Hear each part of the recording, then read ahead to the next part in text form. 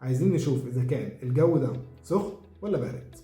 في البداية هنقول A equal int input عشان نقدر نستقبل رقم من المستخدم ونسأله هو الجو عامل إيه؟ How is the weather؟ بعد كده هناخد ال A دي ونعمل if statement.